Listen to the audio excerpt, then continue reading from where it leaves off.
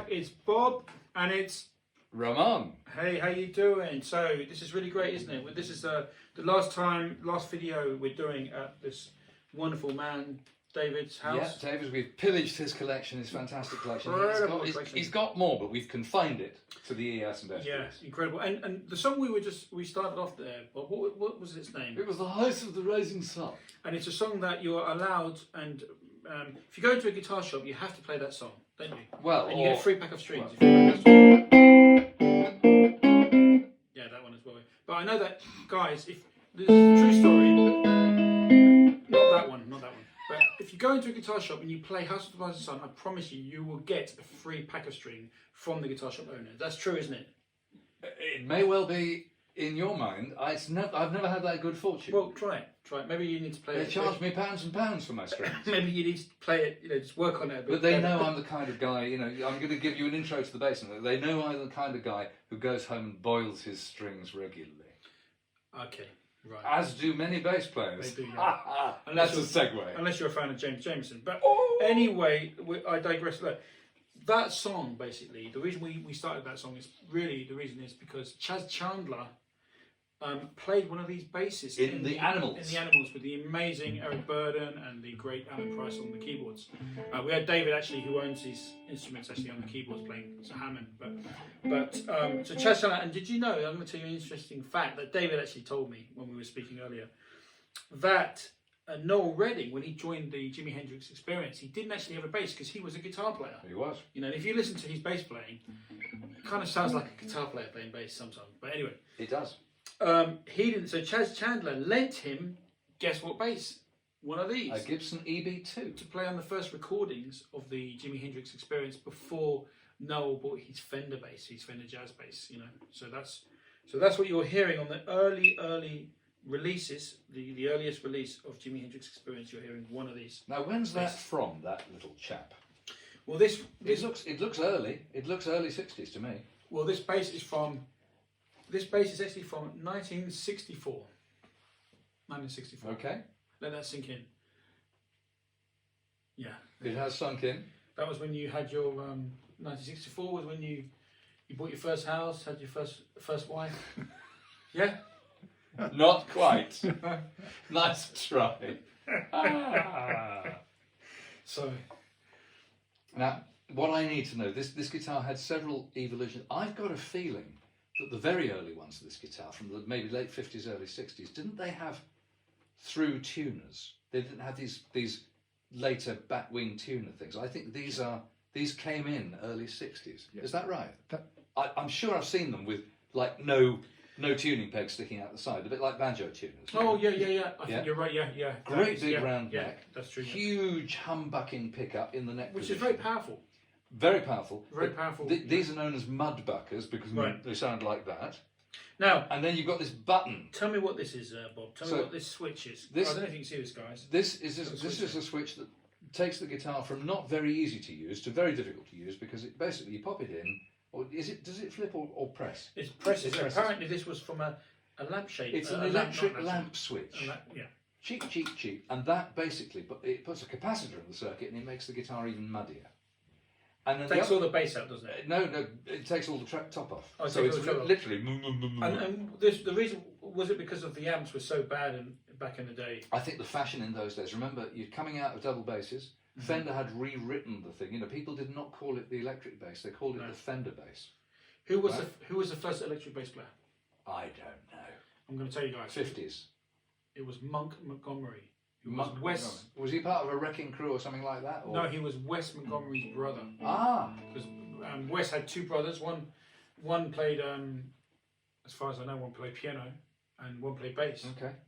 Oh no, one played the vibes. Sorry, one played the vibes, vibraphone. The vibes, and the other brother played bass. Cool and he was family. called Monk Montgomery, and he was a double bass player, but he was the first electric bass player. So, this is consistent with the other ES guitars that we've shown in these videos. This is because the body is the body from a 335. It's not different size, same body. Same size, is it? Same size. So basically, this could be, if you took all this stuff, put two paths in, it's a 335. Well, kind of. You'd have to do a few other things. And then it's got this unique bridge. I think this bridge also appeared on the Gibson EB1. No, the ABO is an SG, the EB3 is an SG, Right. the EB. This is an EB2. The EB1, which was the violin-shaped thing. Yeah, right? which Jack Bruce played at the reunion. He did. 2005. That's right. And this bridge is not unique to these guitars. So there's a lot going on here. Yeah. But the reason it's here is not because it's a particularly great bass, but because it's absolutely, this completes the set of ES guitar. But it's got a great sound. I've got to say, this sounds really great. And studios love them. The same reason as they love my dad's Hofner, which is equally muddy, is sometimes a studio wants a. I've got to say though, Bob, not a donk donk donk. I've got to say, Bob, this neck is absolutely fantastic. It sounds so woody. Yeah, it's just. And flat wound strings.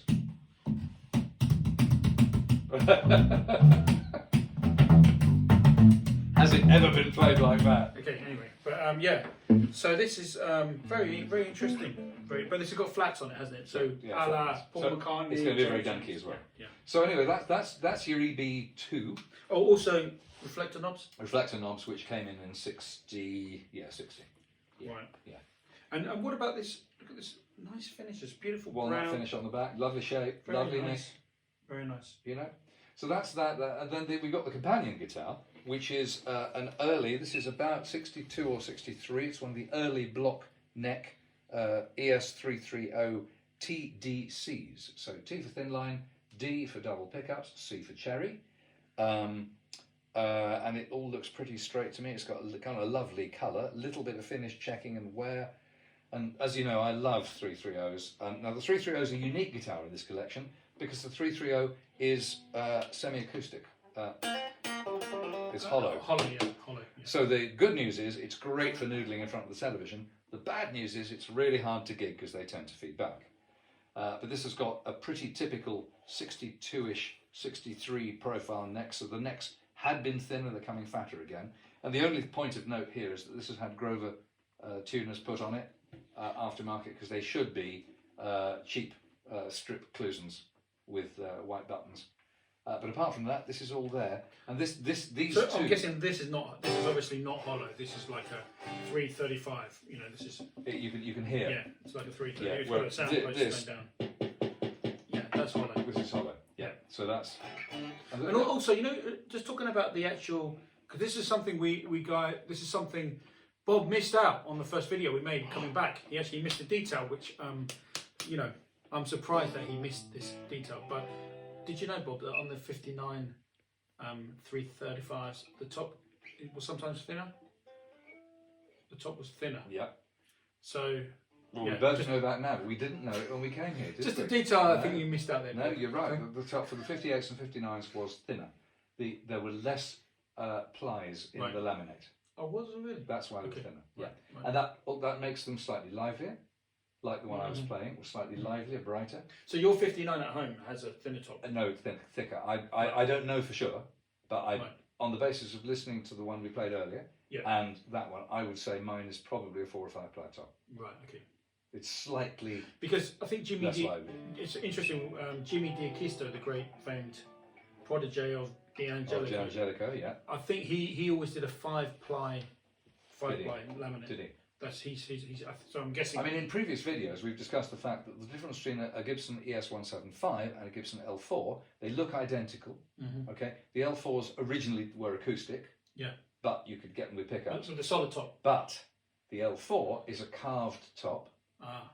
The 175 is a laminated top, and the reason the 175 is the successful jazz guitar, been in continuous production forever, is because jazz players like the laminate top better Absolutely. because it feeds back less. Yeah. Absolutely. Right. So that, I mean, a friend of mine has an L4 and it's wonderful to play. Yeah. But it's a bit like a 330. It can get ahead of itself. You play the G string and it goes on forever. There you go. Now, other things to know about the 330 uniquely is that until 1967 or 8, the neck is effectively stuffed 2 frets deeper into the body.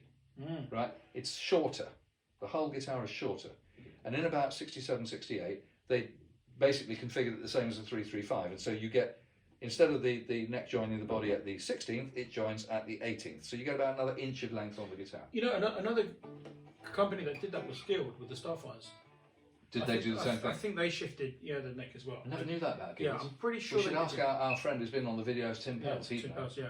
By the way, he's just refinished his he's had his blue Nightbird built. We're going to have to do a Nightbird That's going to show. be, we're going to have to do another Nightbird show yeah. because of that. Anyway, back to the knitting. Yeah. So 330s are the odd men out. There's also, if you're really interested in 335s and these kind of things and P90 pickups, there's also a little quirk in about late 90s, early noughties. Gibson made some 335s with twin P90s. Oh, really? Yeah. So they're modern. Oh, yes. So there's no kind of, yeah. oh, it's not vintage, darling, all the rest of it. A friend of mine had one of these. He sold it, Yeah. and it subsequently keeps on turning up here and there. I don't think he should ever have sold it. I thought it was a really interesting Great guitar. idea. Yeah, I remember seeing those 335s with P90s. Yeah. Yeah, and I always wondered, are they hollow bodies or? It's solid. So Solid. it's a real mongrel of the two. Yeah, But yeah. really interesting. So that's a non-vintage twist in the ES. And so, saga. what year are we talking with this? Is this 62 or 63? 62. 62. So this is the 62. Very early block inlays then. Yeah. So kind of like quite a bit of the holy grail because it's got the nice nut width, Yeah. nice sized neck. Yeah. The nut width didn't change until, and it changed. It didn't happen like that. It happened gradually. It's 64, 65. Yeah. Really 65. Yeah, because this has also got a really nice nut width as well. Just a great shape on this. I mean, my Epiphone Texan acoustic Yeah. is a transition one, so it's not as wide as the early ones, and it's not as narrow as the horrid late ones. It's in between, but it's still wide enough to play. And coming back to this bass, Bob, I think this is a really playable instrument, and I really like it. You know, I would be very happy, you know, having this in the studio as a studio bass. You know, just for the earlier sort of. They're not that expensive.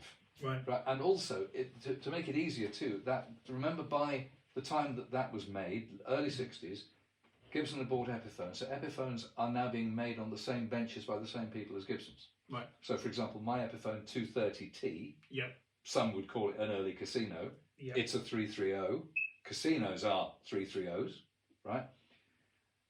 An Epiphone Rivoli is that, but with an Epiphone headstock. Right. And you can pick up an Epiphone Rivoli for not much money at all. There you go, guys. You get lots of tips on this channel. Bob's The hot tip. I've just overheated the market by Rivolis by 300%, but yeah. Buy us a beer. Buy us a beer. Yeah. If you see us, buy us a beer and shake our hand. But for now, yeah, it's the end of our trawl of this particular collection, of this little cluster it is. of few videos. Hope you've enjoyed it. Please feedback and comment as usual. It's been emotional, hasn't it? It has been quite emotional. We look quite dry-eyed, but really they're a little moist. And also, I mean, this is a great new format that we're doing. Nice, short and sweet videos. Let us know what you think about these. Yes, please do. And we're going to continue doing this because I think 15 minutes we were actually boring ourselves, weren't we? Well, the trouble is we got into sex and politics and gender reassignment. Mainly stuff. him, sex and politics. Yeah, and I mainly was me. just talking about Mainly me. guitars. But finally, on signing out, we should say thank you to David, our host for today, who's been in absolutely. 2 of the previous videos, for letting us crawl all over his fantastic collection of lovely, clean, well looked after, loved guitars. Yeah. Magic. Thanks, and so God bless, guys, and it's goodbye from him, and it's goodbye from me. him. Take care. Ciao.